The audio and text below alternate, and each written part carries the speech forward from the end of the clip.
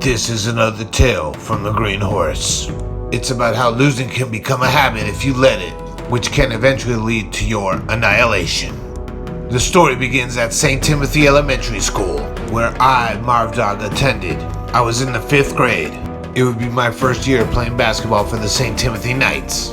After both kickball and softball had gone out of style, me and Matty C worked on our skills on the side court and made Coach Robert's team.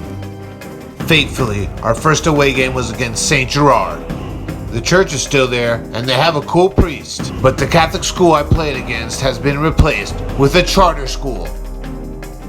The court where I played my first away game is long gone, now serving as a parking lot for church on Sunday and as the spot for the haunted house during the yearly church carnival. The fixed baskets where I scored my first away points have long been replaced by these portable ones, and the new court is on the west side of the parking lot next to the bungalows.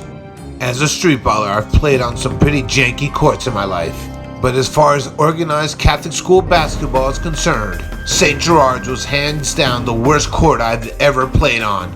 The school's playground blacktop had long faded into a field of jagged rocks. The lines on the court were crooked and the baskets had no nets, but none of that mattered, as I scored my first 2 away buckets ever during that game.